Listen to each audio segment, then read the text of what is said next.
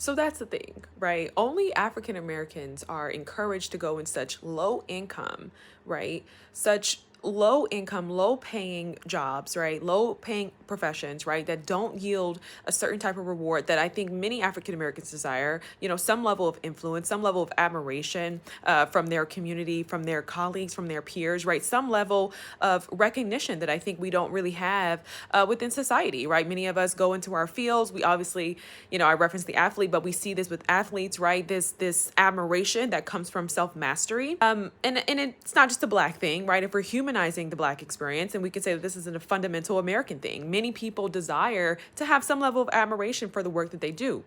You want to do something and you want to be good at it.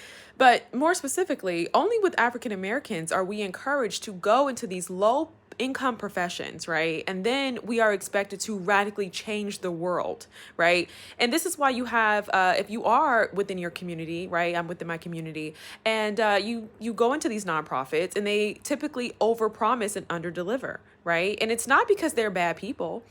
Right? It's not because they don't work hard, right? It's because what they're promising and what they're able to do, they don't have the resources or the bandwidth to actually make those type of changes, right? And so this is why we typically have a lot of modern movements today, right? Whether it's grassroots organizations, nonprofits that really that often fail, right? They fail because people don't typically have that infrastructure. Why don't they have that infrastructure? It's because they're encouraged not to take the latter road, right? To go and, to pursue a high earning career, and then to be able to give back to their community, right? From a place of overflow. So I think we've gotten so comfortable with, so little.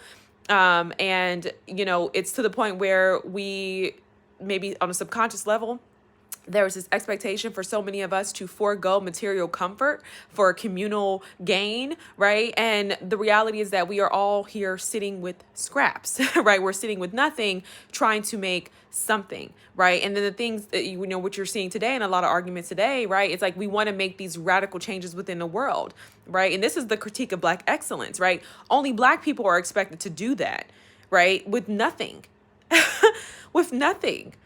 There's no way that you can give back when you don't have enough for yourself. Do you see what I'm saying? So that's my argument, right? I'm not here to tear down the system. I get it. I really do. But at the end of the day, when you get offline, when I get offline, bills got to be due, right? And so the problem is that if we are already, right, systematically, right, economically disenfranchised, why are we putting ourselves in positions, right, to constantly stay there? Right? If you want to help those who are in prisons, you want to do some type of prison reform, you got to get an education to even get in the door, unless you're going to volunteer. But what impact are you